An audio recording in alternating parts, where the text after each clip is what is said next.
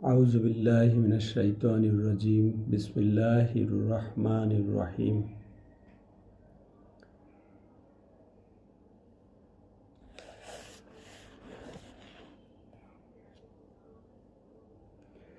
হযরত আনাস রাদিয়াল্লাহু থেকে বর্ণিত, তিনি বলেন, রাসূলুল্লাহ সাল্লাল্লাহু আলাইহি ওয়াসাল্লাম আমাকে বলেছেন, হে বৎস, যখন তুমি তোমার পরিবারের লোকজনদের কাছে যাবে, তখন তুমি তাদের সালাম করো।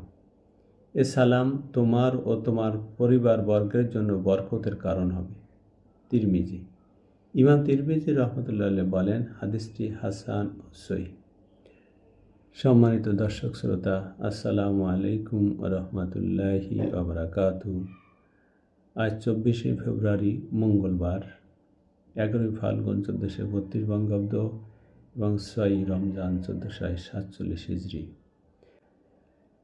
আমি রিয়াদুস সালেহীনের দ্বিতীয় খণ্ড থেকে 862 নম্বর হাদিসটি আপনাদের সামনে পাঠ করলাম। আমরা সালাম এর এ অধ্যায়ে কীভাবে, কোথায়, কেমনভাবে সালাম করতে হবে সে ব্যাপারে ধারাবাহিকভাবে বর্ণনা করে আসছি।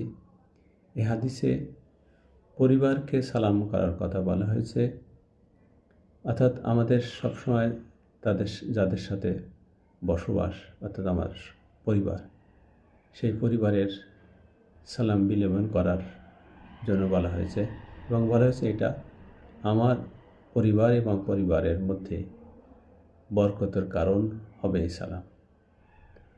আল্লাহ পাক আমাদেরকে হাদিস স্মরণ রাখার এবং সে অনুযায়ী আমল করার তৌফিক দিন। আমিন।